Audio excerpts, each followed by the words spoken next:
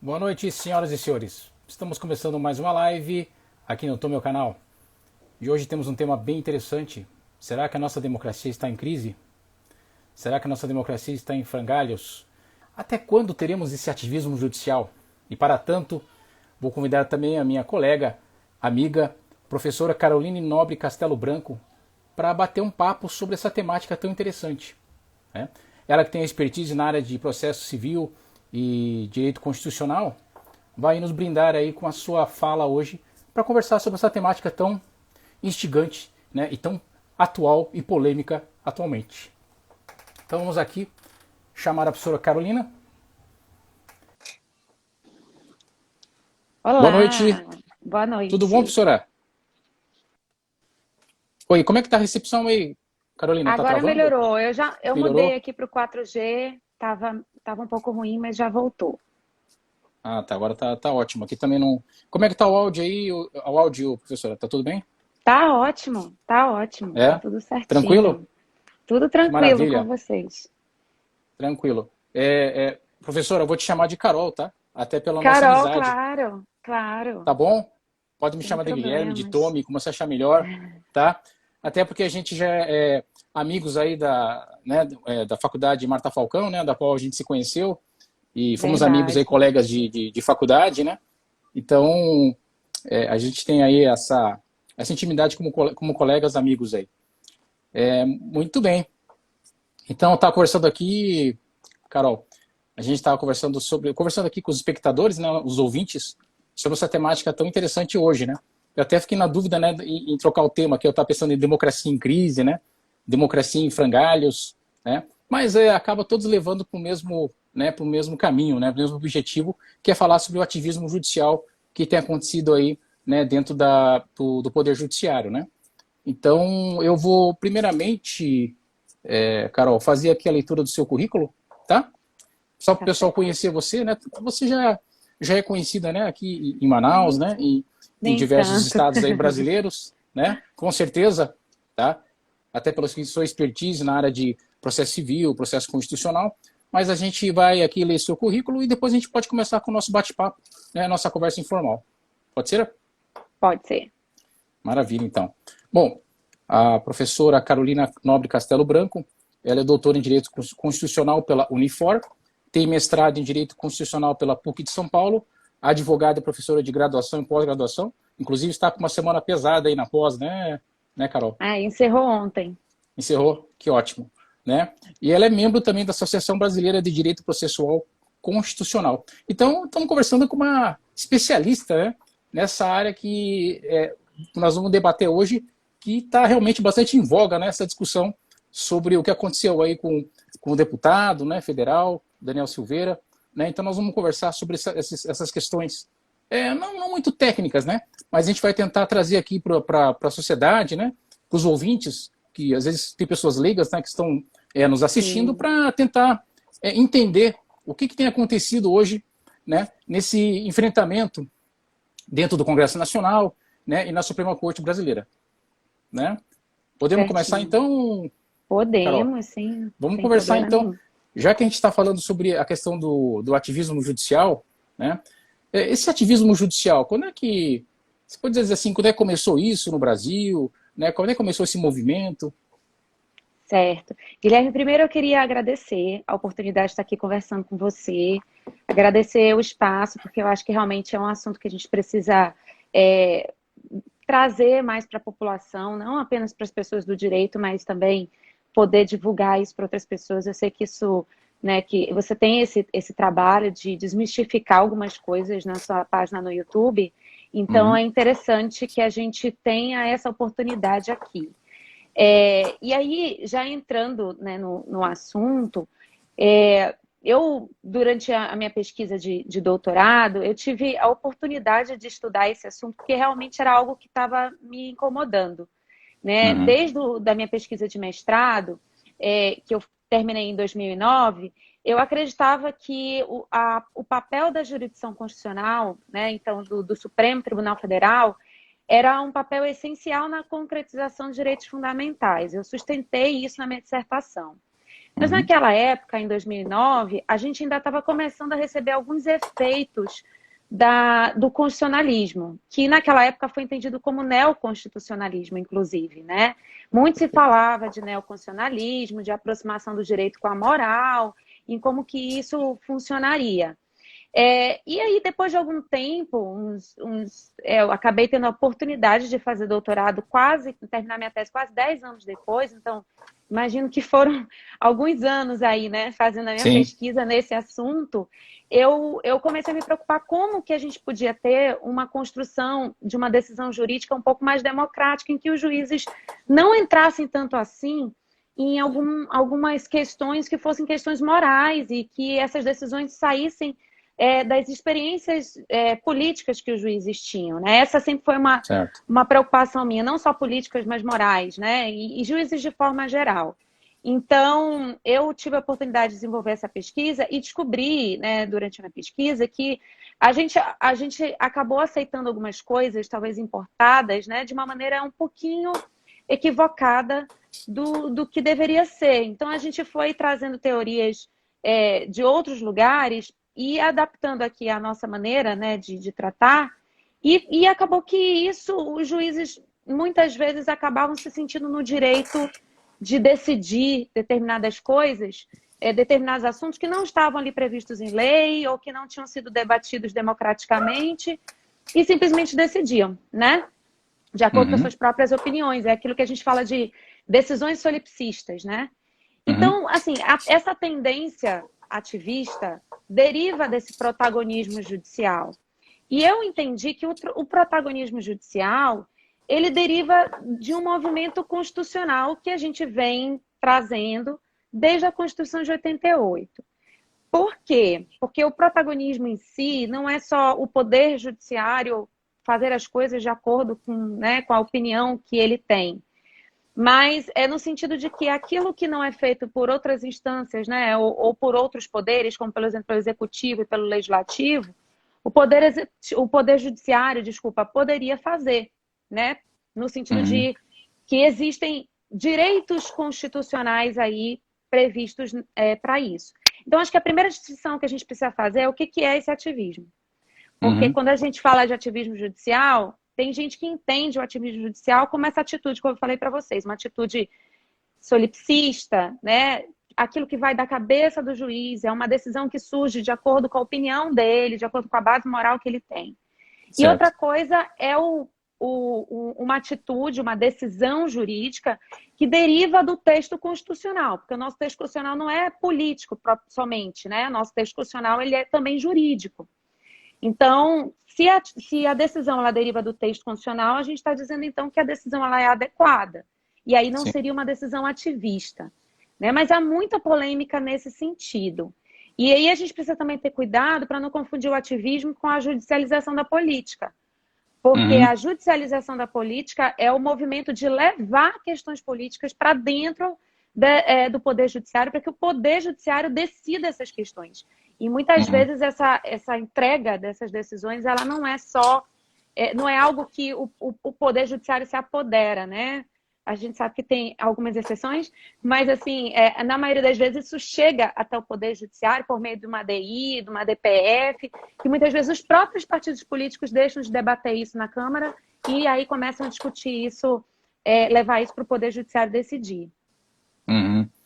É difícil, né, Carol, a gente, pelo menos para o público leigo, para as pessoas que não são afeitas ao direito, entenderem que existe um julgador, né, um magistrado que atue com total independência, né, que ele não é uma pessoa, até isso eu ensino para os alunos no primeiro ano de direito, né, explicar essa questão da imparcialidade, né, porque pelo menos no meu ponto de vista é difícil uma pessoa ser totalmente imparcial, né, todos nós crescemos com nossas convicções, né, morais, filosóficas, jurídicas, né, sociológicas, né, e temos nossa criação, né, nossos pais, né, nós temos as pessoas que a gente se espelha, né?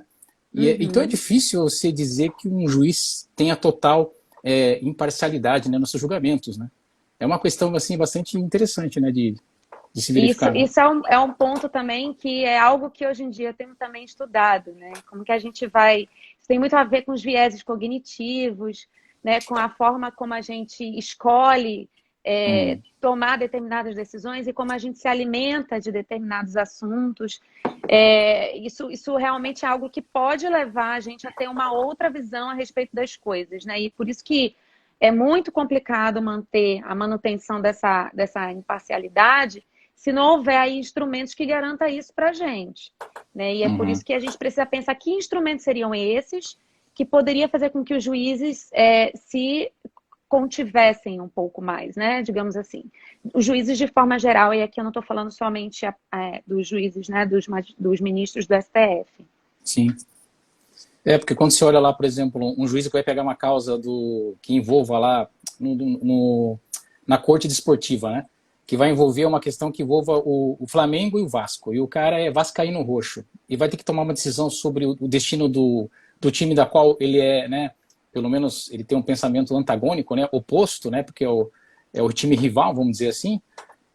Parece que ele ficar desprovido, né? De algum, né? Dessas questões de imparcialidade, né? Soa um pouco meio estranho, né? Ou um jogador que tem um viés que é um católico, né? Por exemplo, apostólico romano, né? Que vai pegar uma decisão que vai envolver, né? Um outro tipo de religião, né? De credo religioso.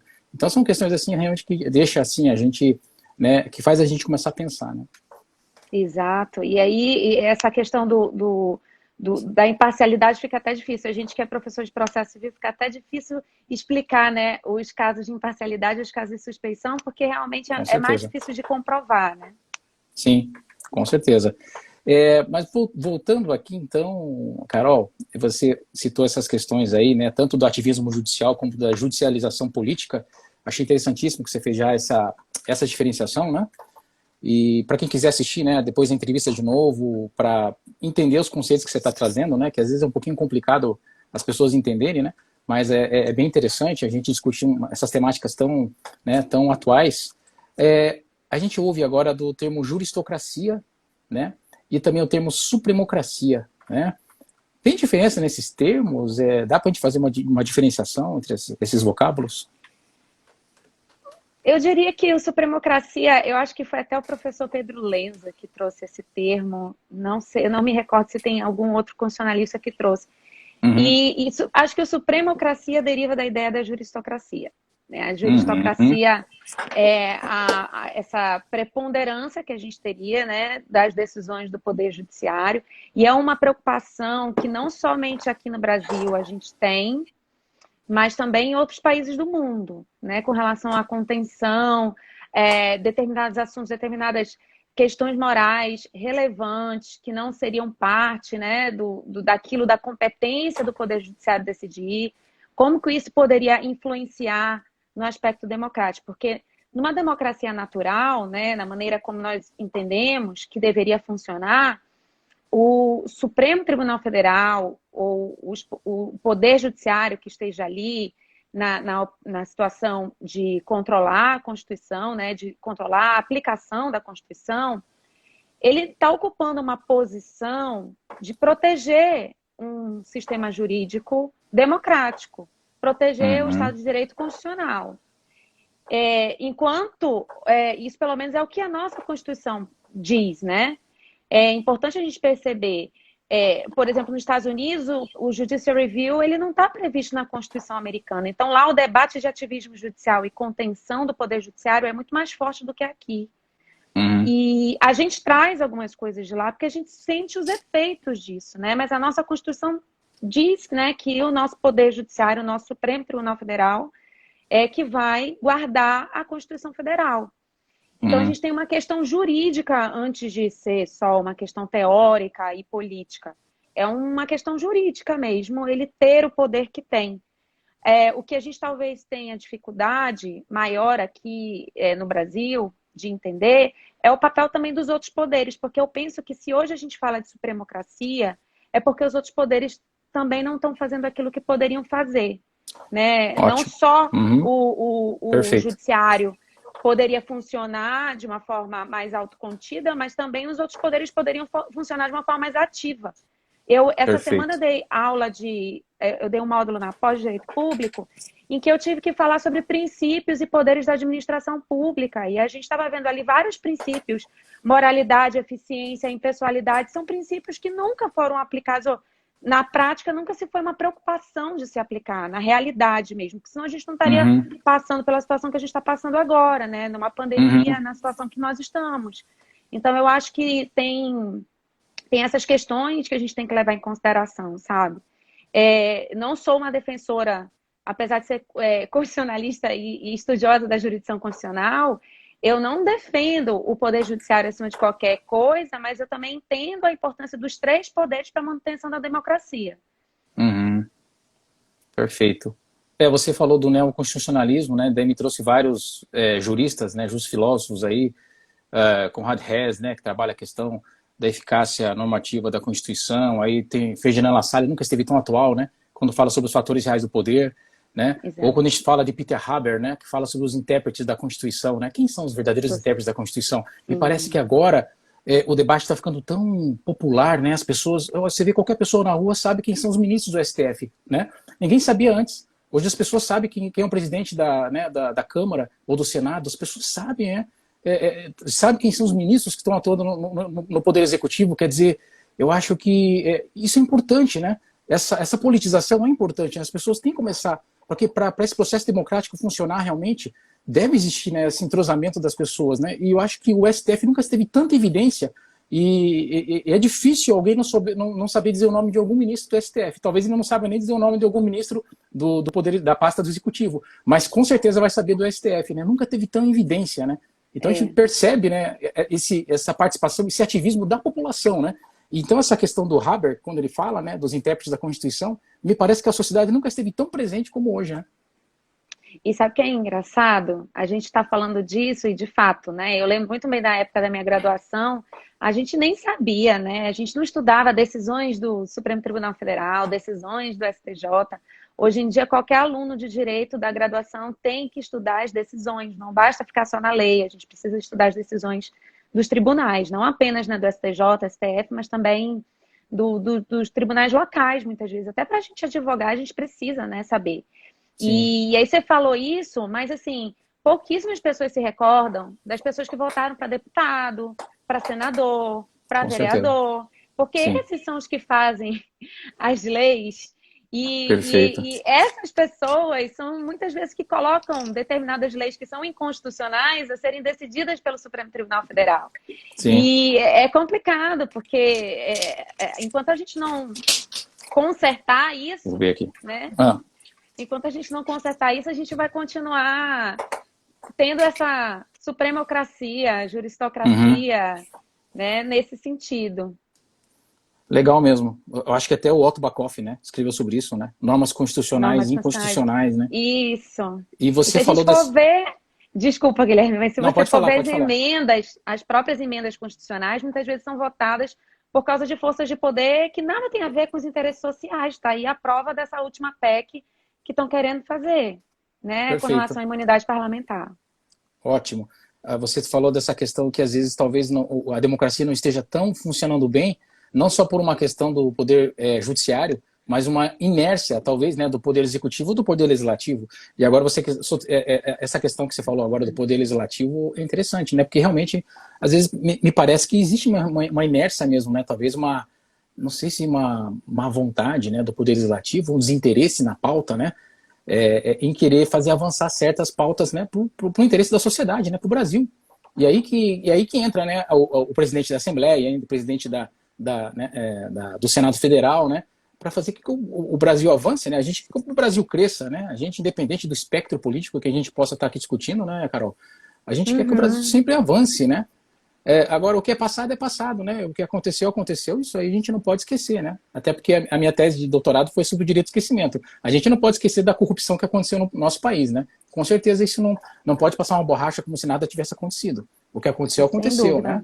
Agora, a gente também não pode ficar preso ao passado de uma forma que a gente não saia do lugar.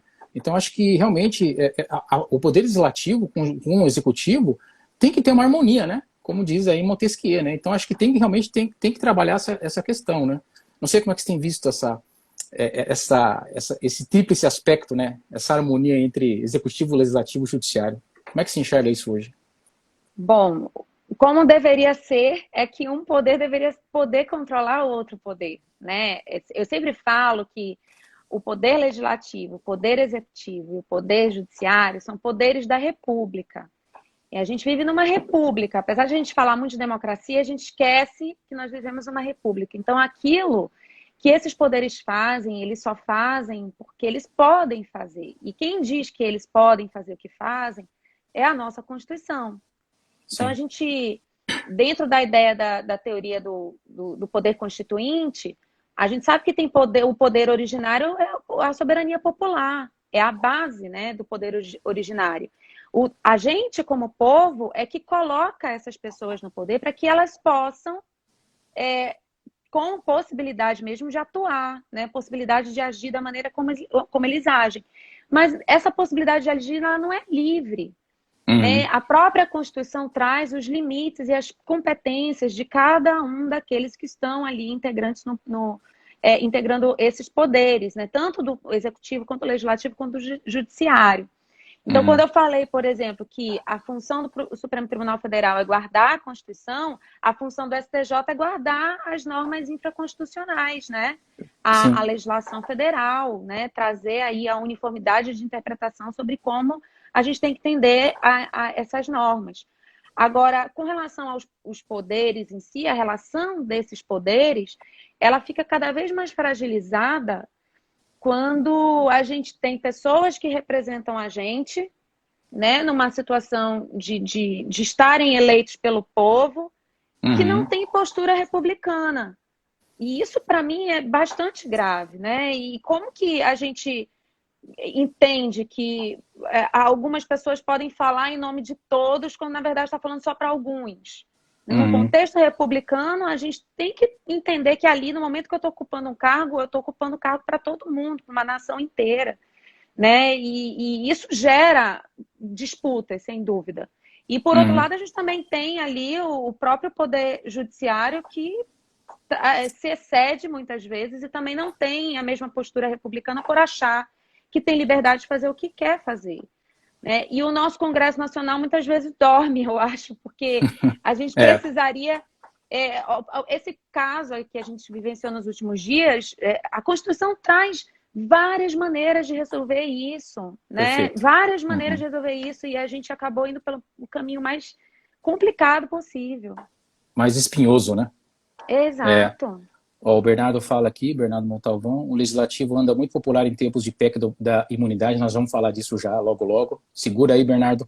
E ele falou uma coisa importante também, ele falou que a separação dos poderes acabou, né? A internet, a sociedade da informação ressignificou a separação dos poderes. Interessante o que você está falando, Bernardo. O iluminismo de Montesquieu foi superado, claro. Engraçado, oi Bernardo, ele é realmente um amigo que a gente sempre troca ideia aqui no Instagram, ele tem super filósofo, mas eu não tô conseguindo enxergar ninguém aqui. Engraçado. Não tá saindo as aparecendo mensagens aí, cara? nada pra mim, Pô, não que tô pena. vendo quem entra, não tô vendo o que estão falando. Isso já aconteceu com alguns entrevistados meus, tá? Eu não sei se é o Instagram que faz esse corte, faz a censura aí, tá? Não tô conseguindo Espero ver. que não seja isso. Mas não tem problema, depois eu leio todas as perguntas para você, tá, Carol, que vierem. Sem problema. E a gente vai falando. Voltando a essa questão da interferência, né, que você estava falando, desde da questão de você interferir na nomeação, né, de um chefe da Polícia Federal, que é uma atribuição que está estatuída, né, na Constituição Federal, desde que você esvazia os poderes do presidente do executivo, o chefe do executivo, né, o mandatário, repassando isso de forma concorrente aos estados e municípios, né, e desde da última questão que aconteceu agora, né, que você acabou de citar, do caso do deputado Daniel Silveira, né, desse fenômeno recente que aconteceu, da interferência, né, de uma decisão monocrática, né, de um ministro da Suprema Corte em expedir um mandado de prisão, né, para, vamos lá dizer assim, censurar, né, de certa forma, censurar os atos que foram praticados. E aqui, de maneira nenhuma, Carol, tenho certeza que você concorda comigo, a gente não coaduna, né, a gente acha tudo aquilo que, aquelas palavras, né, que foram ditas, né, pelo deputado, são objetas, né, eu censuro, reprovo, repudio todas essas palavras foram ditas pela pessoa dele, mas aqui não estamos entrando no mérito do conteúdo, né? Mas estamos entrando aqui numa questão muito mais séria, né? Então, como é que você vê esse caso aí que aconteceu do deputado? Você não acha que isso aí fragiliza muito a nossa democracia, essa interferência demasiada do Poder Judiciário? Eu acho que a nossa democracia já está fragilizada há algum tempo. Eu acho que a gente entrou a gente está num momento ainda mais delicado por causa da pandemia. Eu acho que isso acabou prejudicando ainda mais. E a gente perdeu a capacidade, Guilherme, de conseguir se fazer ouvir, de ser ouvido, sabe? Na nossa sociedade. Então, eu penso assim, que se por um acaso a gente estivesse realmente vivendo numa democracia com liberdade de expressão, a gente também teria condições de ter um debate um pouco mais paritário a respeito das coisas, né? Eu acho que é tanta coisa errada acontecendo e tanta coisa absurda que vem sendo normalizada que as nossas instituições mesmo estão começando a cometer os erros que não deveriam cometer. Eu acho que esse é um ponto que a gente tem que levar em consideração.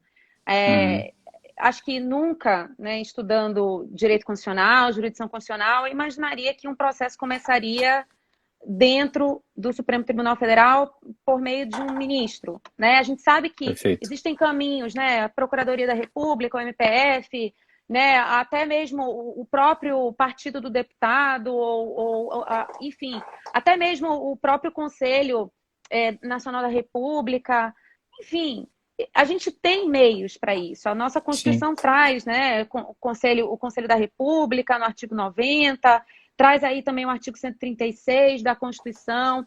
Temos aí várias maneiras de fazer isso, mas, no entanto, a gente acabou vivenciando essa situação que já estava lá com base naquele inquérito também da fake news que já estava correndo há um tempo e a gente não sabe quando que vai parar, né? E isso é algo que a gente tem que se preocupar, mas, por outro lado, a gente também tem que se preocupar por que as coisas estão acontecendo do jeito que está acontecendo, né? Por que a gente tem que resolver as coisas com base em palavras tão fortes? Por que a gente não consegue conversar e expor ideias? Por que a sociedade está tão polarizada? Por que a gente não consegue ser ouvido? Será que isso não é um papel das mídias sociais também, influenciando e instigando cada vez mais as pessoas a pensar em coisas que, na verdade, não são do jeito que são, sabe? Isso é algo que me preocupa muito ultimamente. A gente está se fechando no mundo e a gente não consegue enxergar o que está do nosso lado, atrás da gente, né? Isso é um problema muito sério, ao meu ver. Isso que você falou é uma verdade, Carol, porque eu já, como estudioso, né, no direito digital, posso dizer, então, antigamente as televisões elas só transmitiam, né, a mensagem, né, e a gente era só receptor, né, e agora a gente é receptor e emissor também, né, as redes sociais fez com que democratizasse, né, essa conversa, né, então o lugar de fala não é só do deputado, do presidente da República, né, ou do ministro da Suprema Corte, mas qualquer pessoa agora pode falar, né. Então isso aí é uma questão que trouxe o termo que eles utilizam hoje, né, o empoderamento, né, aí da toda a sociedade. Então realmente isso é uma questão bem interessante que tem que ser narrada aí, né, nessa questão da comunicação das pessoas, né, e da participação do processo democrático também, né, de certa forma. O Luan fala aqui, ó, PEC da imunidade é um efeito direto dos mandos e desmandos do STF. Tá, nós já vamos falar, segura aí, Luan, a gente vai falar sobre essa questão logo lá na frente, né? Você estava falando dessa questão de tantas maneiras, né, Carol, de começar uma investigação dessa, né, um inquérito, né, o inquérito das fake news que você está falando, né, que foi apelidado pelo Marco Aurélio de Mello, chamou de inquérito do fim do mundo, né? Então, é uma questão bem complicada, porque você veja até o ministro da própria corte, né, já está vislumbrando certas irregularidades e certas medidas que estão extrapolando, né, o Poder Judiciário. Isso nos preocupa muito, né, porque parece que a questão que a gente estava falando inicialmente da imparcialidade, né, e da judicialização política, elas estão latentes, né, me parece que é isso que está acontecendo, né. Não sei se você tem outra leitura nesse aspecto. Eu acho que seria uma coisa de dois lados, sabe? Eu acho que tem um absurdo tanto do lado do Poder Judiciário acontecendo, como também dos outros poderes. Eu tenho uma ideia disso tudo, ainda bem que você acabou verificando isso, né? Você falou, vamos falar sobre democracia em crise. Então, eu tenho uma ideia disso tudo, a gente aqui está no direito, tá? Tentando sobreviver no meio do caos, né? Sim. Tentando aplicar as nossas regras jurídicas aqui, as nossas normas, no meio do caos. Mas quando a gente vê do lado de fora, a gente sabe que o problema é muito maior, porque atinge a democracia. Então, eu não consigo enxergar isso que aconteceu no STF como não sendo um resultado de um problema anterior, sabe?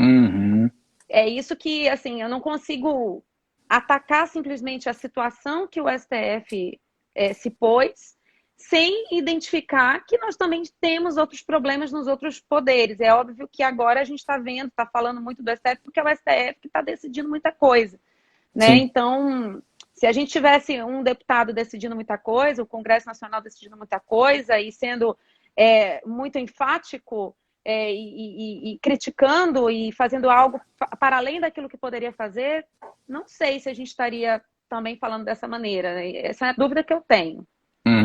Ou talvez um presidente que só tivesse descendo medida provisória, né? Ou decretos, né? A goela abaixo, a gente né? tem um presidente que está descendo muitos decretos, né? Como você falou. Um dos maiores da história, inclusive. A gente tem aí uma estatística boa com relação aos decretos do presidente Bolsonaro. Você tem essa estatística, Carol? Dos não, 2 eu anos não aí? tenho agora, mas eu pesquisei agora para as aulas e aí eu posso te passar. Eu lembro que eu lembro que o Lula, não, o FHC, ele tinha expedido mais de 4.000 medidas provisórias. Agora eu não sei se isso foi no primeiro ou no segundo mandato, na soma, né? Agora, eu lembro que o Lula, só no primeiro ano de governo dele, ele tinha expedido quase o dobro do FHC no primeiro ano de governo dele. Então, por isso que eu estou perguntando isso, porque... MP, né? MP era medida provisória, depois ia ser debatida. E ele está fazendo por meio de decreto algumas situações. Perfeito. Inclusive a questão do armamento aí, né? Tá? Muito bem. Me diga uma coisa, vamos falar sobre o inquérito do fim do mundo aí, né? Que foi uma cria aí do STF. Ele saiu, né, do Dias Toffoli, na época que ele era presidente do STF, né? Distribuiu para o Alexandre de Moraes, e aí começou toda essa coisa aí, né? E você falou uma frase que me deixou bastante pensante, né? Que você falou que não se sabe até quando vai esse inquérito. Então parece que esse inquérito ele tem um viés permanente, ele vai ficar ad eternum. Quer dizer, então, que esse inquérito do fim do mundo, como diz o próprio Mello, né, o ministro Mello, ele vai ficar, ele não vai ter sobrar pedra sobre pedra, porque ele vai passar por cima de tudo como se fosse um rolo compressor, é isso? Bom, sinceramente, eu não sei, a gente não pode nem imaginar o limite disso, né?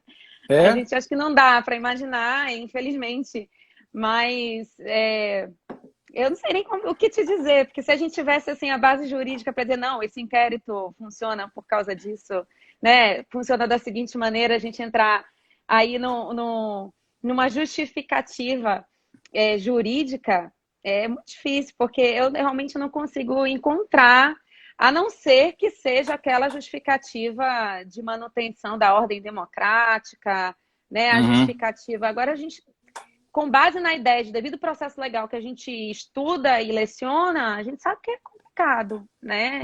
E, enfim, é algo realmente que eu não consigo vislumbrar, assim, como que isso vai se resolver.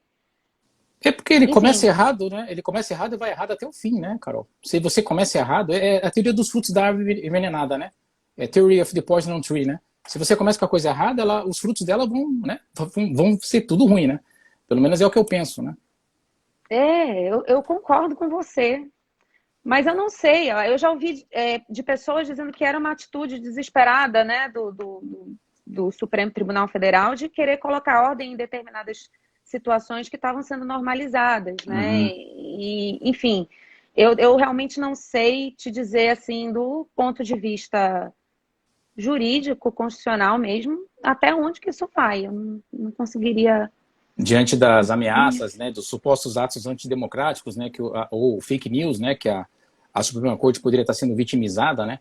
Então, e é interessante isso que isso nos leva ao deputado Daniel Silveira, porque esse crime, né, que inclusive na lavra do ministro de Moraes ele fala que isso aí é um crime permanente, né, ele fala.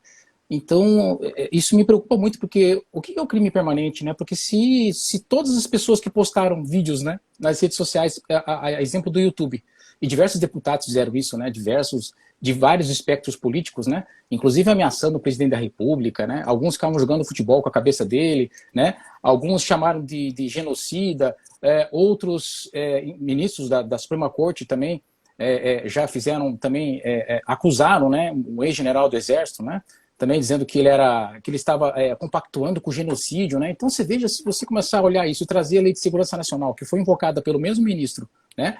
E dizer que isso aí vai funcionar ad eterno, né? Esses crimes de ordem permanente, porque estão postados no YouTube e não foram retirados ainda. O que a gente extrai disso, Carol? Será que então quer dizer então que todo mundo vai ser condenado? Vai ser uma caça às bruxas? Então não vai sobrar ninguém no Congresso Nacional.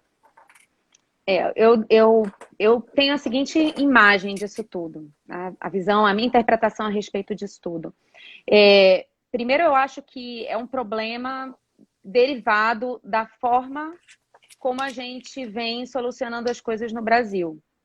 Eu acho que a ideia da liberdade de expressão, que está na Constituição, que inclusive é algo que que é alegado, né, em defesa, muitas vezes, da liberdade de expressão do deputado, a nossa liberdade de expressão está aqui, a Sim. gente aqui está falando o que a gente quer falar, mas porém a gente tem aí o cuidado de não ofender as pessoas, e isso é algo moral, assim, é algo que a gente construiu, não só porque a gente está obedecendo à Constituição, né? A gente, como você bem disse anteriormente, é algo que a gente traz isso da nossa maneira de ser educado, né? Pela família, enfim. O deputado, ao meu ver, na minha visão, tá? A maneira como ele se comporta com relação a isso é algo que realmente não me agrada nem nada, né? Assim, eu, sinceramente, como saber que tem um deputado lá, ainda que represente uma parcela da população, mesmo a parcela da população que o elegeu, talvez não fale da maneira como ele falou, da forma que ele se expressou, eu acho que realmente não caberia para um deputado. Então, assim, o que eu penso a respeito disso é algo muito mais complexo, sabe? Vem de uma complexidade muito anterior. Com relação a essas atitudes, né, do que ele faz e para quem que ele está falando, a forma como ele se expressa. Eu acho isso muito grave. O que a gente está fazendo na nossa democracia que a gente permite que essas pessoas sejam eleitas da forma que são eleitas com esse tipo de liberdade? Eu não consigo enxergar na nossa Constituição, eu não consigo interpretar da nossa Constituição retirar algum tipo de validade a respeito disso, apesar de a gente saber que a liberdade de expressão é ampla e não tem censura, mas eu não vejo que seria nesse sentido, sabe? Eu não sei se foi isso que você me perguntou. Não, sim, é porque agora você tocou nessa questão da liberdade de expressão e também vendo aqui a primeira emenda constitucional norte-americana, né? E realmente lá a liberdade de expressão é respeitada ao máximo, né? Freedom of speech, né? Que eles têm lá, né? Mas se eles lá quiserem fazer se eles quiserem sair todo mundo encapuzado na rua com um monte de tocha, sim, né? Eles podem, né? sim. Porque a liberdade de expressão deles é totalmente respeitada ao máximo, né? Sim. Então é uma coisa maluca mesmo, né? E aqui não, aqui a gente esbarra, né, nesses limites, né? Que são impostos pelos próprios costumes da sociedade, né? E até do politicamente correto, né? Que é uma outra palavrinha que é meio delicada aí nessa história, né? Mas o que me preocupa aqui, Carol, é que quando o deputado fez essas ofensas, né, que para mim estão mais para crimes contra a honra, né, para mim ficam dentro daquele posicionamento de injúria, calúnia e difamação, né, e eu concordo com você que deveria ter tido um outro resultado. Eu acho que ele poderia, no máximo, em última ratio, ser cassado o mandato dele, né, e ser julgado pelo tribunal comum, né, por crimes comuns. Mas o que aconteceu com ele, né, a imunidade parlamentar dele, né, material, vamos dizer assim, né, isso que é realmente uma coisa que me chamou a atenção, né. E daí, só para te lançar a pergunta antes de você falar, a pergunta que eu faço para você é meio capciosa, né, mas a gente falou sobre a questão da suspeição e da imparcialidade, e eu perguntaria para você, né, esses ataques que foram desferidos pelo deputado, né, que foram direcionados aos ministros, pelo menos no meu entendimento, porque ele inclusive nomina, né, o nome de alguns ministros, esses ministros não seriam suspeitos? Ou no mínimo suspeitos ou impedidos, né, de manter a prisão do deputado lá no pleno? Eles poderiam ter julgado isso? Eles não deveriam ser declarados no mínimo suspeitos? O que você acha? Mas se eles se declararem suspeitos, você acha que vai ter alguma forma? É aquela situação, eu já vejo tudo tão errado. Então, como é que eles vão se declarar suspeitos a respeito do próprio controle da própria instituição que eles fazem parte? Eu não enxergo que ele tenha feito, o deputado, falando do deputado mesmo, as ofensas elas foram individuais, mas realmente eu não estudo direito penal, então eu não saberia Sim. nem tipificar se é mesmo crime contra a honra ou não. Uhum. Mas eu vejo sim um ataque à instituição. Eu consigo enxergar isso da fala dele. Uhum. A instituição. E aí eu acho que na posição de ser um ataque à instituição, eu acho que outras pessoas poderiam defender o STF, sabe? Eu acho que poderia ter, como teve depois, né? O MPF acabou apresentando a denúncia, né? Mas eu acho que como o STF já estava tendo essa postura com relação ao inquérito dos fake news, eu acho que eles acabaram agindo daquela maneira, daquela forma. Eu não consigo entender nessa situação, como eu acho que foi um ataque à instituição mesmo, e foi um ataque, na minha visão, à democracia, eu não consigo ver como que eles poderiam ser suspeitos naquela situação, né? Nessa situação de como sendo um ataque à instituição em si. Lógico que teve um ataque contra a honra, como você está falando, né? Que ele falou algumas coisas diretamente para os deputados, mas se fosse só isso, eu acho que não teria tido a repercussão que teve. É o que eu acho. Eu acho talvez aquela questão da inércia que você tinha falado também, Carol, é importante, né? Talvez o Poder Legislativo foi inerte demais, Exato. né? Porque se o Conselho de Ética da Câmara tivesse tomado uma providência, né? E a gente sabe que tem diversos casos também, né? De crimes contra a honra, ou outros tipos de crimes, né? Que vão ali para a mesa, ninguém faz nada, né? Então, eu acho que o Conselho acaba lavando as mãos, né? E isso acaba indo... E aí eu concordo com você que vai para o Poder Judiciário porque alguém tem que fazer alguma coisa, né? Não pode ficar assim, né? Impune não pode, né? Aí nesse caso, infelizmente, ninguém levou, né? Já estava lá aberto o inquérito, e aí isso foi trazido, né? Trazido não, foi... Ou o foi próprio afoito, STF talvez. iniciou, né? Então, né? A gente não Ou foi sabe um posicionamento afoito, né? Do judiciário. Eu achei boa essa sua posição. Olha só, eu queria outra perguntinha capciosa, né? E você não vai ter, não precisa responder tudo que eu estou perguntando, porque nem eu sei responder, sabe, Carol? Até porque você tem muito mais conhecimento do que eu. Nesses aspectos aqui, olha só que interessante, né? Eu não sei que o caso de recorrer à Corte Interamericana de Direitos Humanos ali, já que está tendo violação ao Pacto de São José da Costa Rica, quando a gente fala em liberdade de expressão, né? Censura e tal, né? Será que, já que não tem mais nenhuma instância a recorrer, além do STF, que é a última, né, seria a última ratio? Eu acho isso tão complexo, porque o próprio deputado que queria de volta o AI-5, ele quer recorrer do Pacto de São José da Costa Rica. Assim, para mim é algo que, enfim, mas se tratando da possibilidade em si, inicialmente, para a própria corte, eu acredito que não, porque a gente precisaria ter aquela ideia de esgotar os meios jurídicos internos. Mesmo que a gente tenha entendido isso, a gente não consegue, né? O deputado ele não conseguiria recorrer à corte, teria que primeiro ir para a comissão. E me parece que o próprio... Acho que foi o Roberto Jefferson, olha só o que eu vou dizer, gente. O Roberto Jefferson, ele propôs lá uma ação na Comissão Interamericana de Direitos Humanos contra o STF, contra o ministro Alexandre de Moraes. Assim, e isso, provavelmente isso vai ser julgado, não sei como é que eles vão julgar lá, mas a derivação disso, a partir da avaliação da Comissão Interamericana, é que pode gerar, né, a própria comissão pode denunciar o Brasil à corte. Então, precisaria ter esse caráter subsidiário, primeiro a comissão e depois a própria corte, né? A gente não poderia ir... Eu, como pessoa, não posso ir diretamente à corte, eu só posso ir na comissão primeiro, né? Inicialmente. Procedimento internacional, né?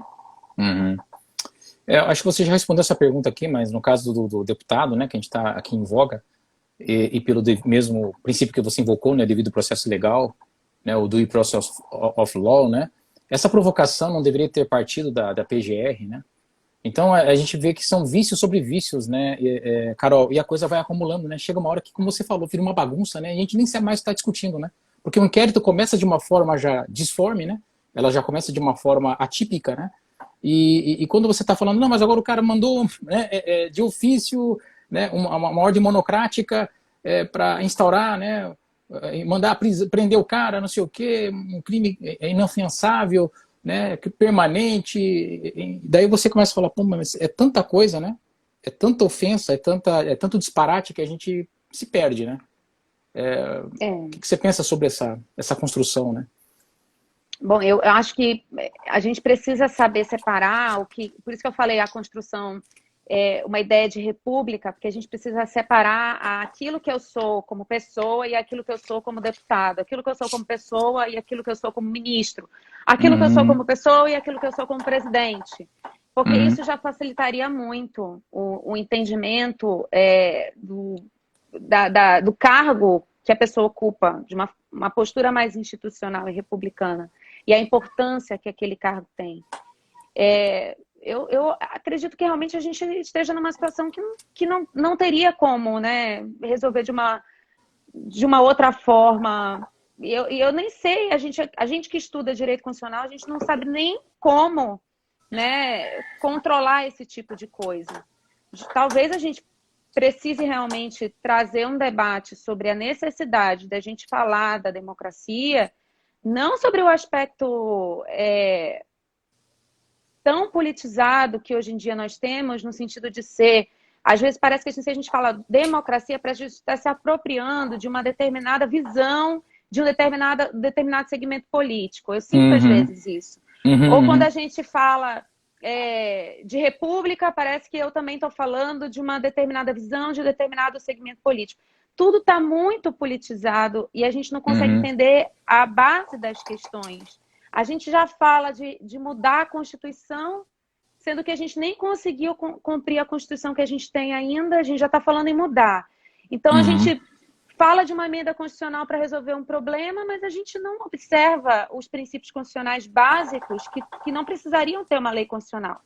A gente tem uma súmula vinculante sobre nepotismo. A gente precisou ter uma súmula vinculante sobre nepotismo. Para que a gente precisou? Se a gente atendesse os princípios constitucionais da moralidade, da impessoalidade, a gente não precisava falar de nepotismo.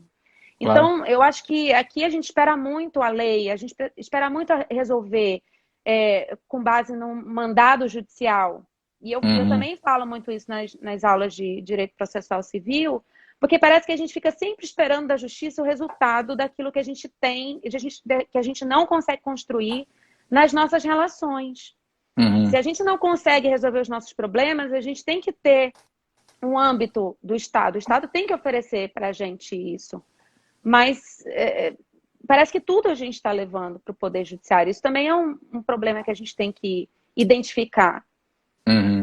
Parece que a gente está naquela situação do sufoco, sabe? Tentando resolver as coisas de qualquer jeito, só para resolver. Apagando incêndio. Essa impressão.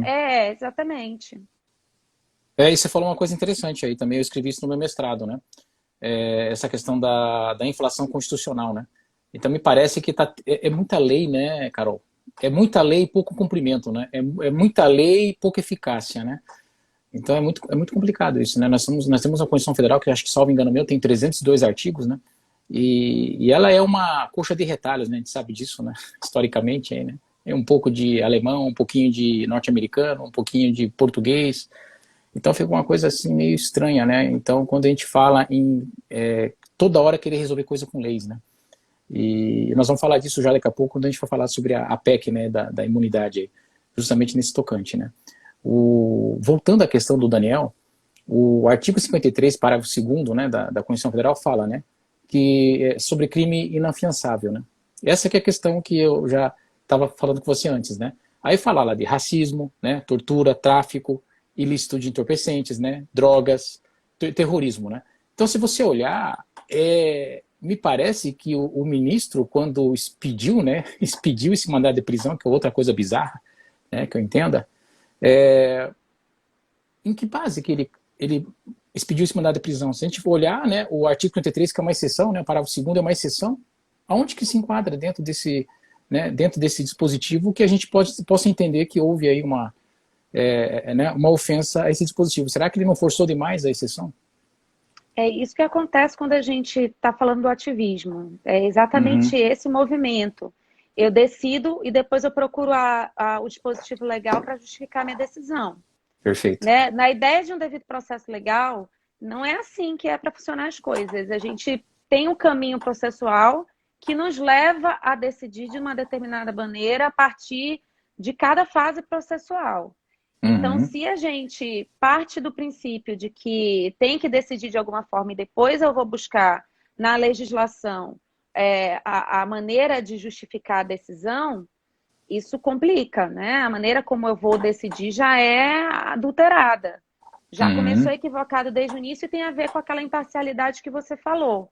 Mas como eu disse uhum, anteriormente, é, não era nem para existir dentro das nossas bases constitucionais, pelo menos na nossa Constituição, não tem a previsão de que o Supremo Tribunal Federal, a partir de uma ofensa da sua própria instituição, o próprio Supremo vai iniciar um inquérito. Quem uhum, tem, né, o poder para isso é o Ministério Público. claro, claro.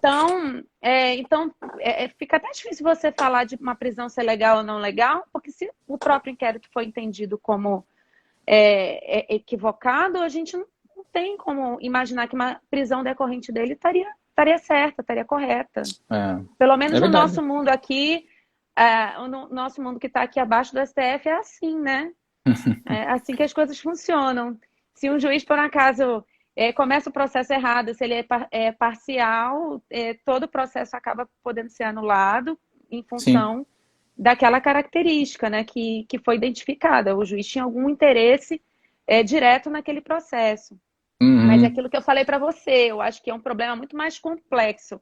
Eu acho que sim, é algo que não é só, o problema não é só do STF em si, sabe? É sim. dos poderes mesmo e da democracia como um todo.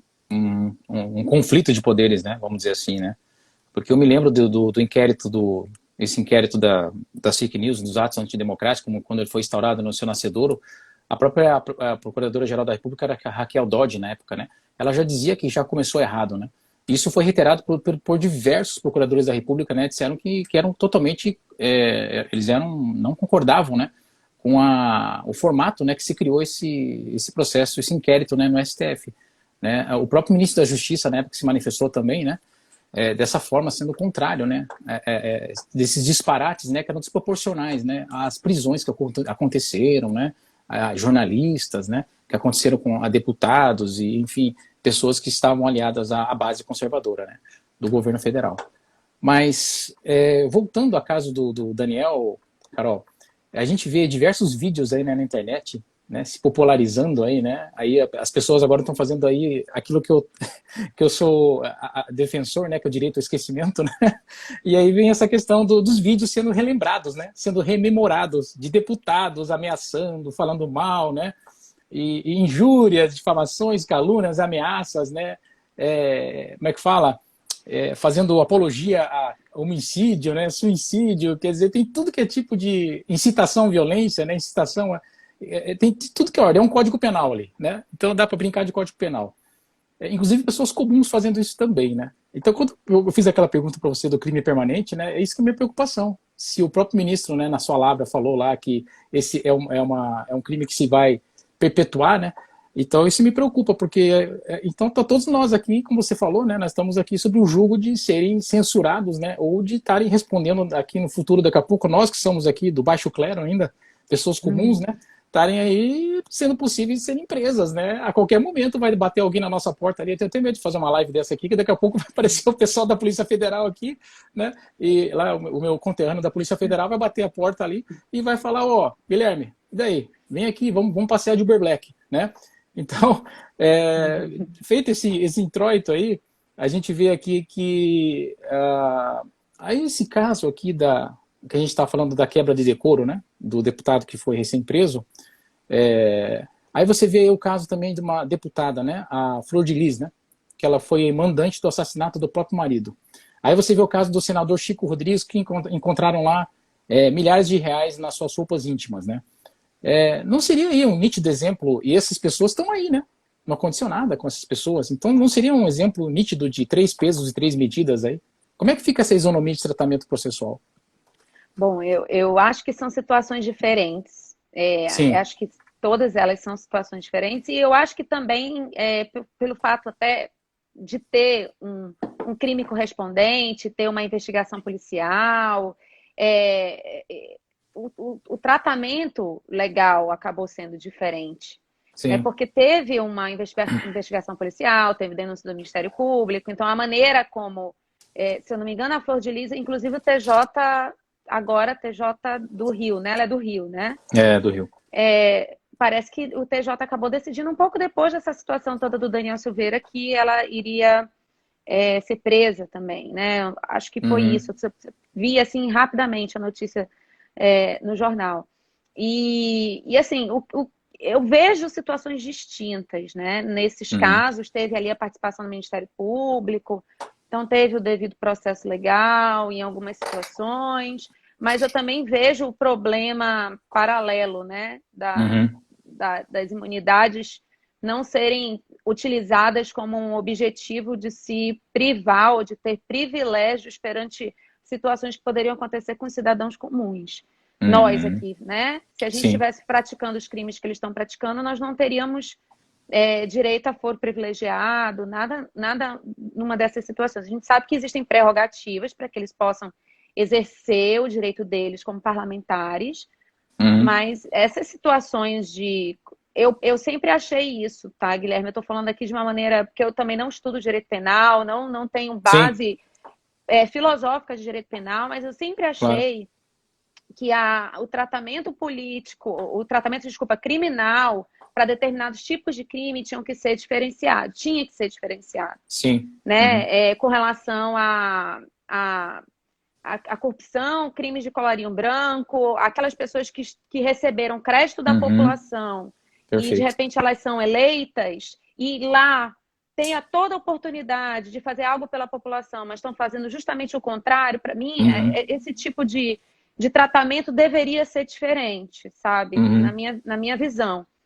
Porém, né, como eu falei para você, talvez falte aí a base da parte criminal para poder julgar se isso é certo ou se é errado, se deveria ter o mesmo tratamento ou não. Mas eu ainda acho que no caso do Daniel a situação é um pouco diferente, porque eu entendo sim que teve uma ofensa à instituição e à democracia. Eu acho uhum, que nessa situação a ofensa sim, foi um pouco diferente. E eu acho que o STF poderia ter seguido um outro caminho para consertar isso. Né? Não partir do próprio inquérito que já estava complicado, mas sim, de repente, exigir ou conversar com o MPF para que o MPF tomasse alguma providência, sim, ou uhum, aguardar que o Conselho da República fizesse alguma coisa, e aí os outros poderes iam ficar omissos, e aí ia ser muito mais fácil. Né? sim, O próprio tribunal não seria tão criticado. Mas, enfim, é uhum. só uma opinião pessoal, né? Não é nada que eu tenha me aprofundado muito nessa questão toda. E aqui eu estou dizendo isso de uma forma bastante livre, porque não é algo que eu tenha realmente parado, me debruçado para estudar sobre esse assunto. Né? Se alguém estiver discordando, a gente pode conversar. Não, depois eu vou trazer os comentários aqui, a gente já vai falar. Tá bom. Carol, concordo totalmente com você. Eu acho que esses crimes do colarinho branco, os crimes de corrupção, né, já se houve até algumas teses nesse sentido, né, que deviam ser equiparados ao crime hediondo, né. E é verdade, né, porque é um crime de corrupção mata vidas, né. A corrupção mata vidas, né. Ela acaba com a Uhum. saúde, ela acaba com a educação, ela acaba com a segurança pública, né. Então eu concordo totalmente com você. Não tiro, não ponho nenhuma vírgula. Concordo com você nesse aspecto, né. Agora, com relação, de novo, a essa discussão do equilíbrio dos poderes, Carol, o sistema de freios e contrapesos, né? Tá? Você não acha que o poder legislativo deveria estar aí fiscalizando mais o poder judiciário? Essa pergunta aqui é fantástica, né?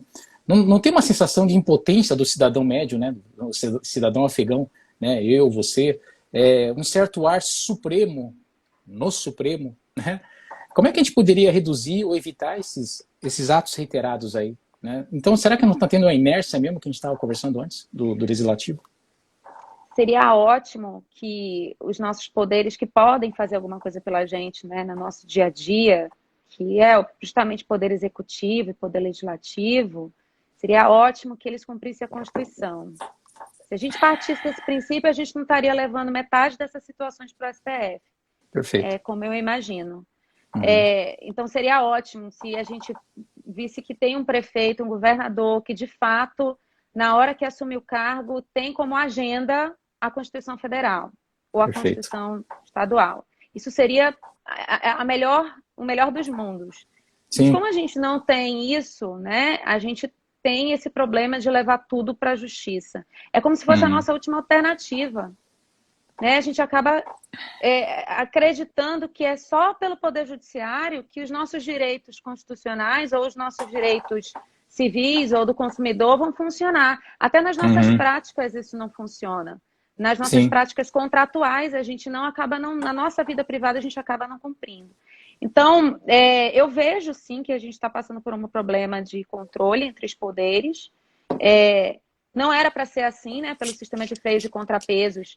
A gente deveria, por exemplo, o presidente que indica o ministro do STF, o controle dessa indicação é feito pelo legislativo só vai aprovar os ministros, não porque o legislativo tem um acordo com o presidente, mas sim porque o legislativo realmente acredita que aquele deveria ser o ministro do STF, né? E Sim. por outra forma também, por exemplo, por que tantas leis inconstitucionais, por que tantas EDIs, se a gente tem tantas comissões de Constituição e Justiça, tanto na Câmara quanto no Senado, ainda tem o possível veto do presidente, que também é uma forma de controle de freios e contrapesos, por que tudo acaba indo para o STF? Porque Certo, enquanto não há perfeito. declaração de inconstitucionalidade, as leis eles existem, estão valendo. Né? Então, eu vejo isso dessa forma. Eu acho que a gente tem uma falha. Por isso que eu falei, eu acho que é muito mais complexo, porque a falha Sim. ela é do sistema como um todo, sabe? Não é só aquilo que a gente identifica com relação a... Para mim, eu tenho muita dificuldade nisso, sabe? Eu tenho muita dificuldade de criticar Sim. só o STF, ou só o Legislativo, ou só o Executivo, porque para mim o problema não é só deles, sabe? Do funcionamento, porque a gente sabe que tem um acordo, né? A gente escuta todo dia nos jornais isso. A gente escuta dizendo que o presidente tem que ter acordos e fazer trocas de cargos e favorecimentos para conseguir ter mais apoio. Por quê? Não é para ser assim, isso é o normal. Eu sei que muita gente que acaba atuando no meio político acha isso normal, mas para mim não é normal. Né? Na maneira como eu enxergo, não seria normal. Eu acho que você tem um ponto aí, realmente concordo com você nesse aspecto, porque eu acho que é um problema endêmico, né? Muito mais arraigado já, né? Em questões muito mais antigas, né? Não é um problema de agora. É realmente uma questão muito mais complexa. É o né? patrimonialismo que acompanha a gente, é a nossa visão do privado sobre o público. Isso acompanha a gente há muito tempo. Lidar contra o establishment, né, Carol, é muito complexo, né? Você ir contra o establishment, né? Então isso aí é uma questão realmente muito complexa. Isso que você falou é verdadeiro mesmo. Às vezes o executivo ele vai ter que fazer lá um conchavo com o pessoal do Centrão, né? Para ele ter poder de manusear a agenda, né? Para que o Brasil consiga avançar, mas daí tem o presidente do Senado e da Câmara que eles vão travar a agenda, né? E agora o presidente do Senado entrou na Comissão de Justiça, né? Quer dizer, você acabou de falar da CCJ, e a gente fala, puxa vida, nós estamos com esperança do Brasil melhorar, daí vem lá o outro senador, né, que, não, né, que realmente sentava em cima dos processos, e agora ele assumiu a comissão a CCJ, e parece que esse e fica, é difícil, né, porque a gente, essa assim, força. A gente vê tudo isso acontecendo, mas a gente acaba ficando realmente... A gente tem essa sensação de impotência, de não conseguir avançar, de não conseguir eleger quem a gente gostaria de eleger, de não conseguir ter opções que cheguem, que tenham condições de concorrer, que não sejam só tão reduzidas, né? Existe uma frustração, muitas vezes. E me parece que é tudo muito, sabe, 8 ou 80, né? A gente não consegue chegar num acordo. É verdade. As discussões elas ficam muito radicais, extremistas, né? Exato. Deterministas demais, né?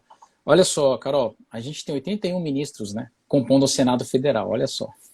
Hipoteticamente... Senadores. Desculpe, senadores, né? Não, eu falei ministros, senadores, tá. Coloquei errado aqui no meu aqui na minha colinha, tá? Se o presidente quisesse colocar em pauta, né, o presidente do Senado quisesse colocar em pauta algum desses diversos pedidos de impeachment que tem contra os ministros da Suprema Corte, né, ele sairia da mesa diretora, isso iria para o advogado do Senado, né, que ele ia pedir um aconselhamento, né, ver, a fazer análise do pedido, enfim, né, tá? Para ver se isso aí realmente ia ser procedente ou não. Você não acha que é muito poder para colocar na mão de uma pessoa só? Um senador, né, que vai decidir sobre, né, um procedimento desses? Então, será que já não passou da hora de a gente... aí vem essa questão aí de novo que você já falou, que às vezes não vai resolver, né, mas alterar o regimento interno do Senado, ou será que votar uma emenda para alterar isso tudo aí, para tentar restabelecer o equilíbrio dos três poderes e não ter né, esse desequilíbrio que nós estamos vendo hoje Mas na aí nossa é a democracia. pergunta, né? Como é que a gente faz isso, né? Como é que a gente restabelece o equilíbrio entre os três poderes? Se a nossa democracia está passando pela situação que está e a gente... Né, é muito complicado a gente pensar numa emenda. A emenda não vai resolver. Se resolvesse, a gente não estaria falando de súmula vinculante para nepotismo. É. Não vai resolver. Essa Uhum. emenda também que a gente está discutindo, eu sinceramente eu não enxergo como vai resolver. Vai resolver para quando eu fizer alguma coisa errada, eu conseguir me utilizar dela. Aí Sim. resolve. Você como Né? deputada, né? Agora, Uhum. isso, eu como deputada. Né? Mas é por isso que tem que ficar lá escrito com todos os pormenores. Eu tive a oportunidade de ver, inclusive, o processo da última emenda que modificou, né? Eu vi o processo inteiro da última emenda, e daí isso fica muito claro. A maneira como a gente resolve as coisas é a canetada. Uhum. Na última live que eu fiz com o pessoal da OAB, eu comentei sobre isso, né? Que a palavra quaisquer, lá das imunidades parlamentares, Eu quaisquer, assisti. entrou a caneta, Uhum. já no apagar das luzes. Né? Isso, inclusive, foi algo que foi trazido aqui, que um colega aqui do Instagram que postou, Uhum. o professor Pedro Adami, e eu vi no post dele, eu falei, gente, que coisa! Ele colocou o link lá, disponibilizou, e eu fui realmente ver. E realmente, se a gente for parar e ler toda a tramitação, a gente vê como as coisas funcionam. As justificativas, inclusive, tá tudo lá. Só que a Uhum. gente não tem acesso a isso. A gente, como É, cidadão, a gente não sabe como essas decisões são tomadas.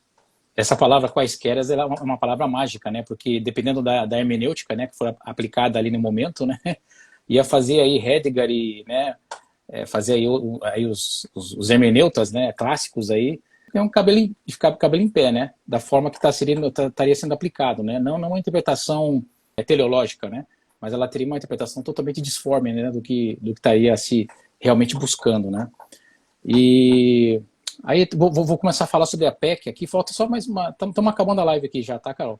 Né? Aqui Tranquilo. sobre a questão vou falar agora da PEC da impunidade, né?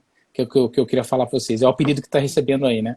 Uhum. A PEC da imunidade, né? Eu perguntei essa questão agora do balanço, né, dos três poderes, porque de uma forma contraditória, 364 deputados, né, votaram a favor da manutenção da prisão do deputado. 130, né, foram contra. E agora essa PEC que está aí tramitando em 24, 48 horas, né, 72 horas aí, ela está tramitando de uma forma, né, muito acelerada, né? Engraçado isso, né? E muitos já estão apelidando ela de PEC da impunidade, né? Para alargar a imunidade material desses mesmos parlamentares, né? Não só um discurso hipócrita, né? Ou mesmo pouco republicano, se a gente for olhar, porque quando o ministro Alexandre de Moraes, será que ele estava certo quando disse que foi criado um marco na história, né, da Câmara? Eu, no meu entender, eu acho que o marco foi um marco negativo, né? Mas eu queria ouvir você, o que você acha sobre essa questão aí da votação que teve, né, para a manutenção do deputado na prisão, e ao mesmo tempo, simultaneamente, os caras criando já uma PEC, né, que está apelidada como PEC da impunidade.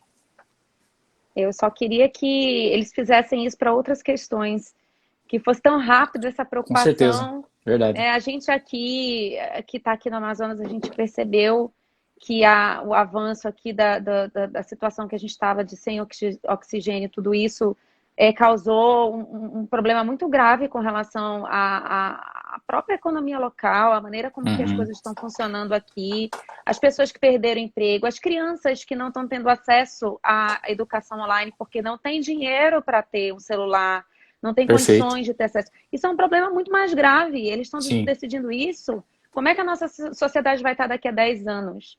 Ninguém está olhando para isso. Isso me incomoda, é sim. algo que me incomoda todos os dias. As minhas filhas, graças a Deus, têm acesso à educação, pagam uma escola privada, estão tendo condição de ter aula online. Eu tenho condição de dar um computador para elas assistirem, né? A gente tem condição de proporcionar isso, mas e essas Perfeito. crianças que não têm esse acesso, que não vão ter a merenda escolar, que moram num cômodo só, e não tem ninguém olhando para isso?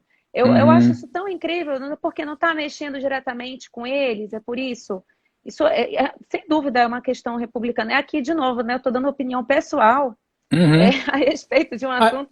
A minha a gente opinião é não é ser nem humano, né? jurídica aqui. Mas a gente é ser humano, né, Carol? Acima de tudo, né? Nós somos seres humanos, né? Exato. Não, mas é porque às vezes a gente tem que, em determinadas situações, a gente tem que dar opiniões jurídicas, né? Mas eu estou aqui Aham. falando para você situações pessoais que estão me incomodando no meio de tudo isso. Claro, E claro, claro. é o meu incômodo, né, a respeito. Claro que eu não consigo ver como que isso pode ser prioridade hoje em dia, Uhum. sabe? Não consigo ver dessa forma. Com certeza. Pode ser até que a gente encontre a possibilidade de proteger os parlamentares da liberdade de expressão, mas a gente sabe que não é bem isso, né? A gente sabe que não é Uhum. bem isso. Claro, claro, claro. São interesses obscuros, né? E É aí. porque o próprio Supremo, ele já tem decisões em que diz como que essa imunidade funciona, né? Uhum. Já tem precedente do Supremo com relação Uhum. a isso. Talvez o medo seja que o Supremo não siga mais os precedentes anteriores, né? Tem uma Esse. decisão É. depois em outro sentido. Mas, assim, para que mudar a Constituição agora, se a gente já sabe quando é caso de imunidade absoluta, quando é caso de imunidade relativa, né? O que ele pode falar, que tipo de situação está discutindo.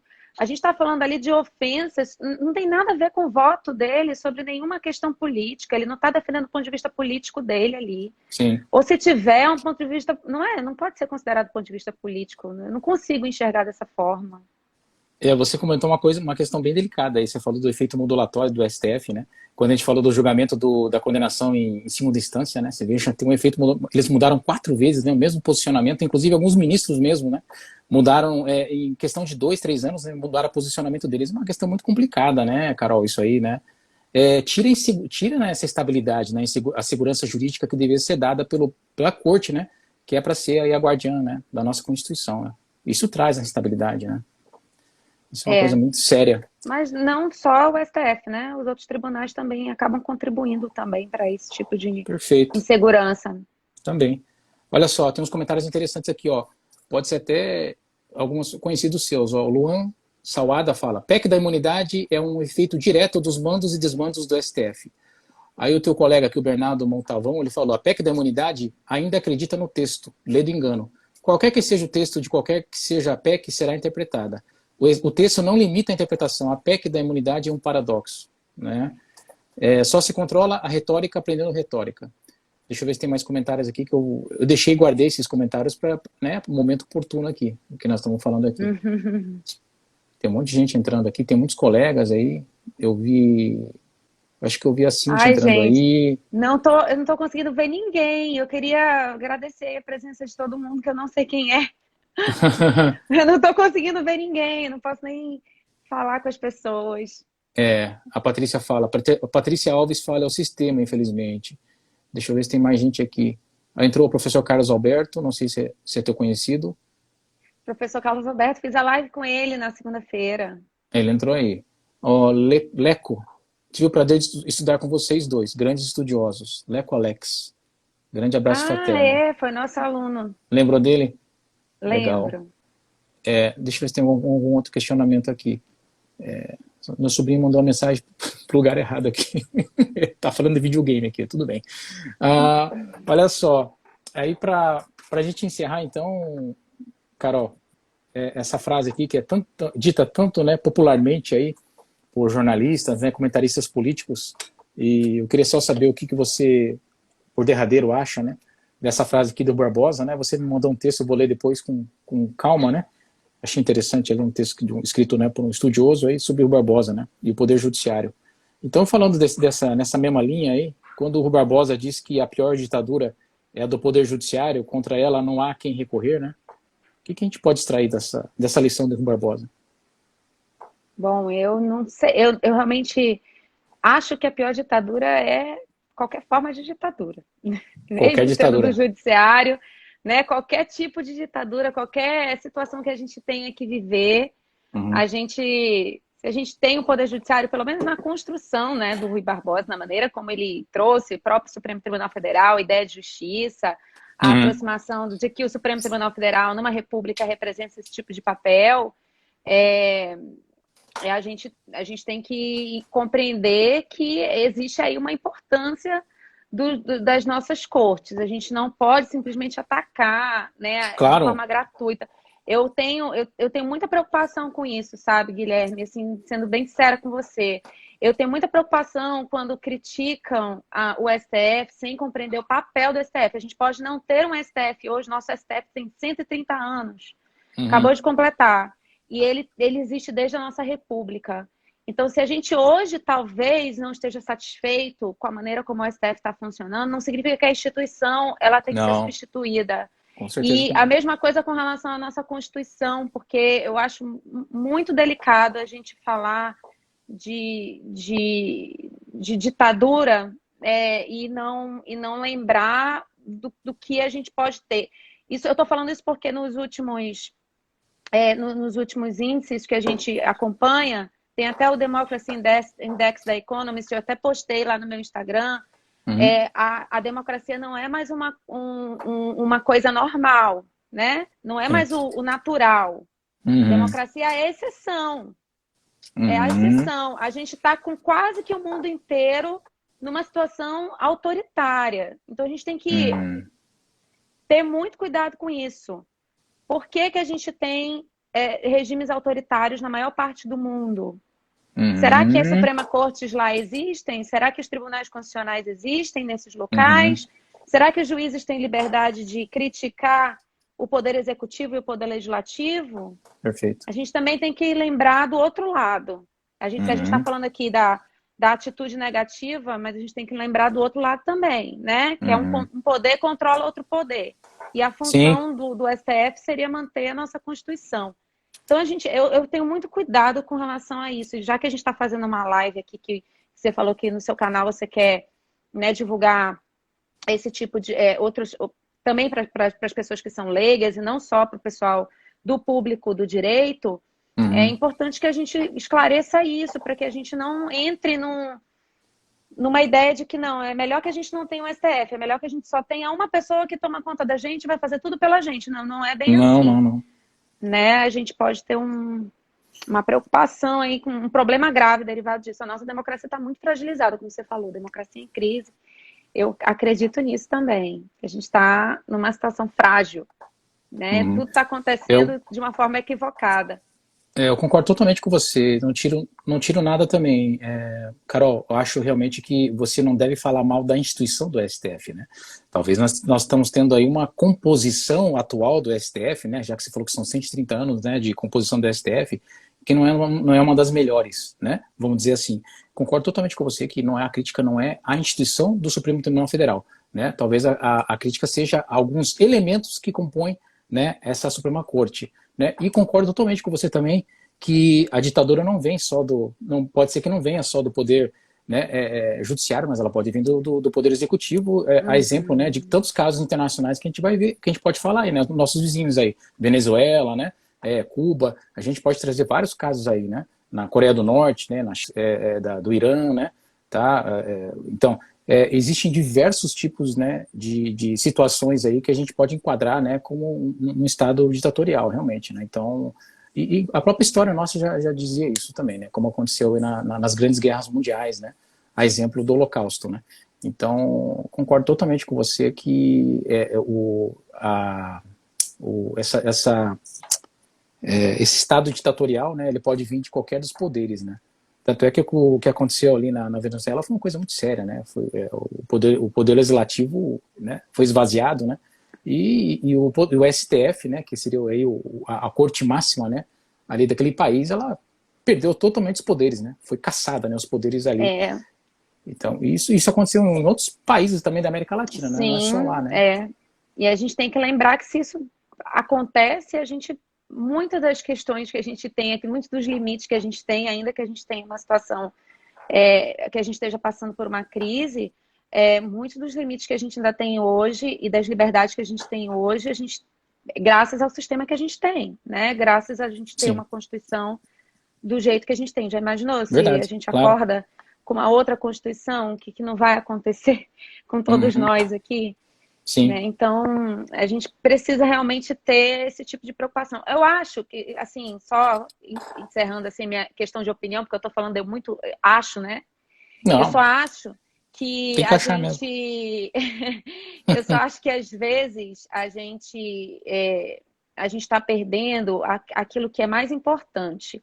A gente aceitar que todo mundo tem sua liberdade, né? E Sim, não querer impor a nossa maneira de ver as coisas para as outras pessoas. Eu acho que perfeito. é isso que está faltando. E aí me parece que agora é tudo questão de, não, mas é que eu tenho a minha liberdade de opinião de falar sobre isso. Tem, mas não pode querer que eu e que todo mundo faça o que você quer fazer. Né? Uhum, Principalmente no contexto é, de público, né? Situação uhum, pública, de a gente estar no meio público. O próprio deputado não quis nem usar máscara. Até a máscara foi uhum. politizada. Então, Eu assim, sei. eu não sei, é muito difícil viver hoje em dia nessa É, insegurança que a gente vive. tudo se politiza, né? É muito complicado. Porque eu posso não concordar, né? Mas se é uma exigência para todos, é para todos. A lei deve ser para todos, né? Sim. Eu penso como você, Carol. Acho que todo mundo tem direito de ser feliz, tá? E eu sou o maior defensor das liberdades públicas, sabe? Como no meu mestrado, no meu doutorado, eu também defendi, né, a privacidade, né? Agora eu sou um defensor máximo também da liberdade de expressão, por mais que eu tenha, né, ali no caso, naquele momento, né, tanto na defesa da tese quanto da dissertação de mestrado, né, você está sopesando, né, e no caso ali você relegando, né, aquele outro direito constitucional, na visão de Alexis, de Dworkin, né, de Perelman, né, mais importante que o outro. Isso não quer dizer que agora eu vou esquecer da liberdade de expressão, né? Eu acho que a liberdade de expressão é um dos direitos mais importantes, mais sagrados que existe, né, aí no nosso país. Senão a gente não estaria aqui, né, Carol? Eu até ouvi você fazendo essa live na OAB, né? E eu dei risada. Isso que eu estava falando de você, que eu estava rindo quando eu mandei minha Uhum. mensagem para você no WhatsApp, porque dá uma sensação orleana, né? Que a gente está sendo, né, monitorado e investigado a todo momento Monitorado, pelo Big Brother. Né? E o Big Brother está olhando para nós, né? Então a gente não pode falar nada além daquilo lá que de repente você fala assim, pô, será que amanhã eu vou acordar algemado, né? Então, porque essa questão que a gente tem que levar em consideração. E graças a Deus ainda a gente consegue fazer as lives, né? Então, se nós estamos fazendo as lives, quer dizer que a liberdade de expressão ainda existe, né? Então a gente não está sendo censurado aqui, né? Mas a censura que está acontecendo hoje, Carol, que eu estou vendo, é um assunto para quem assistir lá as entrevistas que eu fiz, é da cultura do cancelamento. Tem acontecido a censura Ah, do é. tribunal da internet. É o tribunal da internet que tem Então. cancelado. São as big Por isso que eu tô techs. aqui, por isso que eu tô aqui falando, eu tô falando para você, eu falei, olha, mas é a minha opinião, né? É o que eu. Porque aí quando a gente fala alguma coisa e de repente a pessoa, não, mas não tem nada a ver isso que você está falando. A gente tem que Uhum. ter esse tipo de cuidado, mas Sim, enfim, a ideia das redes sociais é um problema seríssimo, com certeza. seríssimo. Ele é bom e é ruim, né? Porque para mim, Exato. assim, Carol, privacidade não existe mais, né? Isso aí para mim a privacidade já morreu há muito tempo, né? Agora o que me deixa preocupado é quando a liberdade de expressão também morrer, né? Então acho que paulatinamente nós estamos caminhando para isso. E eu tenho muito medo, né? Que de forma inexorável, né? A liberdade chegue a falecer. Isso eu falei até na live da OAB, né? Então a minha maior É, preocupação é essa. A minha fala foi essa, né? Sobre e aí, de repente, né, Guilherme, a gente está aqui falando e o Instagram lê alguma coisa aqui que a gente falou, não os gostou robôs, né? Os e robôs. derruba a nossa live. Não, mas derrubar a live tudo bem, né, Carol? O problema é derrubar a gente, né? né? Se derrubar a live tá tudo bem, o problema é derrubar a gente, né? Os caras chegam É, lá e vão bater na nossa porta ali, né? Peraí, peraí, mas isso aqui é liberdade de é, expressão, né? E a gente não falou nada de, né, que não seja questões aqui de avaliações técnicas, né, ou de avaliações políticas, sociológicas, né? Então, eu acho que é isso, as pessoas têm que ter o direito, né, de se manifestar, não da forma que o Daniel falou, mas, né, eu acho que, pelo amor de Deus, a gente tem que ter né, a gente tem que ter essa livre manifestação, né, do nosso pensamento, né, da nossa fala, senão acabou o Estado, né, de direito, né, Carol? Exato. Eu gosto muito da ideia de liberdade com responsabilidade. Você saber que Sim, daquilo que você fala pode ter consequências e vai ter consequências jurídicas do que você vai falar e você pode ser, né, processado. A outra sim, pessoa tem direito, porque é justamente a junção, né, da interpretação constitucional do artigo 5º, inciso uhum, 4 com o 5. A gente tende a achar que só existe o inciso 4, que fala da liberdade de expressão, de opinião. uhum, E quando a gente vê o inciso 5, a gente sabe que tem a consequência dos excessos, né? E aí é essa consequência dos excessos que as pessoas às vezes não percebem que pode existir. E quando uhum, vem a consequência, a gente tende a confundir isso com censura. uhum, também. Eu acho que aqueles adágios, né, de Upiano são muito atuais, né? A liberdade sua termina onde começa, né? Assim, ó, a sua liberdade termina onde começa a minha, né? Não faça aos Uhum. outros que não querem que te façam, né? Não lesar a outrem, dar a cada um que é seu de direito, né? Então são essas frases, algumas delas estão até na Bíblia, né? Estão até na Bíblia. Uhum. Esses ensinamentos, eles são para sempre, né? Eu acho que eles são para a vida inteira, né? E não precisa estar escrito nos livros de direito, né? São frases Isso, salomônicas, né? Vamos dizer assim, isso. né? Mas então, Carol, agradecer aí, nós estamos aí quase já 1 hora e 20 minutos falando, né? Então, Olha, que bom. foi legal, o nosso bate-papo fluiu muito rápido, né? E Pois queria é. agradecer então a sua atenção, a sua paciência, né? E a sua disposição, né? De estar aí sacrificando o teu sábado que você podia estar com a tua família, né? E aí debatendo comigo aí um tema que, né? Enfim, é legal, né? Mas de repente, É né? isso que eu ia falar. Não é sacrifício, né? Porque quando a gente está conversando, primeiro conversando com amigos, outra coisa é conversando sobre um assunto que a gente gosta de estudar, a gente tem a oportunidade de falar sobre o que a gente pensa e fazer essa Uhum, troca de ideias. Para mim é importante até. Eu te agradeço pelo espaço, te agradeço pelo convite. uhum, Uma pena que a gente nunca mais conversou, né? é Lá no verdade. sala dos professores da faculdade, de vez em quando a gente trocava uma ideia. Verdade. Então foi uma oportunidade de retomar isso. Obrigada. Não, que isso, eu que agradeço. Você, Carol, você lançou teu livro recém agora, né? Ah, Você tem ele sim, aí? Você não quer mostrar eu a capa dele para tenho a aqui gente meu adquirir ele? livro.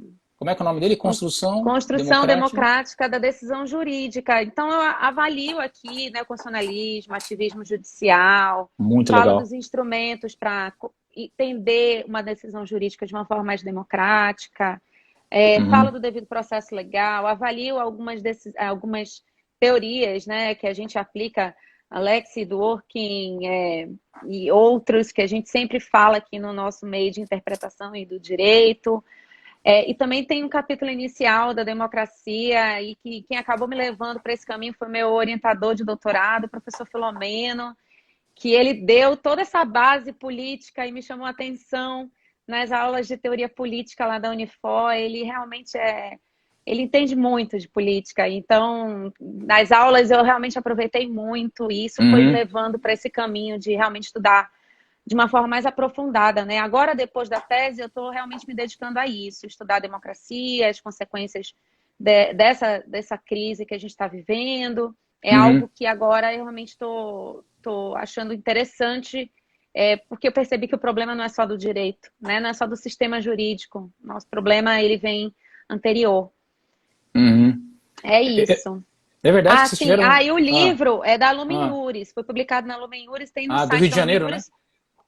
Mas também tem no, no, na Amazon. E o prefácio do meu livro, eu tive um grande presente também, que foi do professor Luiz Guilherme Marinoni, com Uhum, quem eu pude ter a oportunidade de conversar um pouco sobre aquilo que eu tinha, né, estudado. É um grande processualista que sempre foi a minha base constitucional de processo. Eu sempre retirei dos livros do professor Marinoni.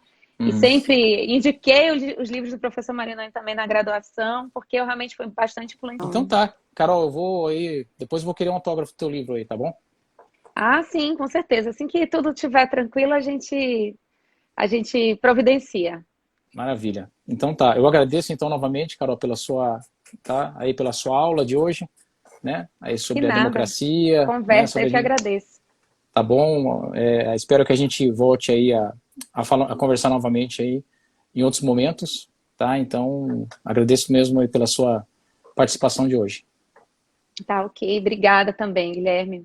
Beijão para vocês aí. Bom final de semana em família. Isso. Obrigado a todos aí pela participação. O Fernando Andrade falou, live super instrutiva, parabéns. Tem alguns outros alunos nossos aqui também, né, que se manifestaram. E é isso aí. Então tá, parabéns aí pela sua tese de doutoramento, então, Carol, né? Boa noite a todos aí pela audiência, obrigado por terem participado com a gente, tá? E a gente se encontra novamente em uma outra oportunidade aí para discutir um outro tema legal aí, né? Obrigado, Carol. Tchau, gente. Obrigada. Tchau, tchau. Tchau, boa noite, tchau, tchau. Boa noite.